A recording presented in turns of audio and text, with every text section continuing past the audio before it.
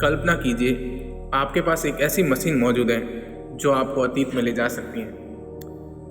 आप हजारों साल पीछे जाते हैं और आप चाहें तो इतिहास की किसी भी घटना को बदल सकते हैं।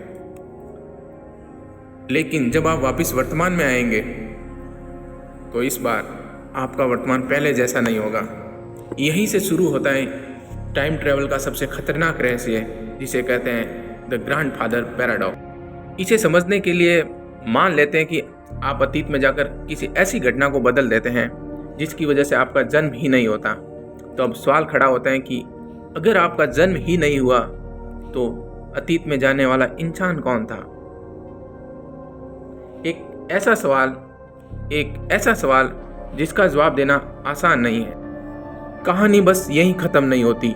इससे भी एक बड़ा रहस्य है द बूटस्ट्रैप पैराडॉक्स। इसे समझने के लिए मान लेते हैं कि भविष्य से कोई व्यक्ति अतीत में आकर आपको एक बुक देता है। आप उस बुक को पब्लिश कर देते हैं, फिर हजारों साल बाद वही बुक भविष्य में मौजूद होगी और फिर वही व्यक्ति भविष्य से अतीत में आकर आपको वो बुक देगा। तो अब सवाल खड़ा होता है कि उस बुक का असली लेखक कौन?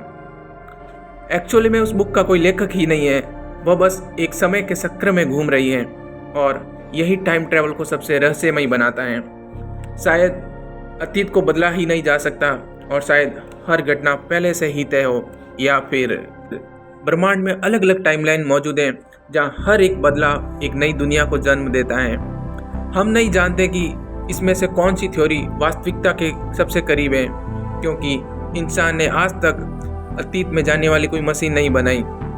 लेकिन एक बात जरूर है, अगर भविष्य में कभी टाइम ट्रेवल संभव हुआ तो सबसे बड़ा सवाल ये नहीं होगा कि हम कहाँ तक जा सकते हैं। सबसे बड़ा सवाल होगा कि क्या हम जो बदलेंगे उसके बाद भी हम वही इंसान रहेंगे।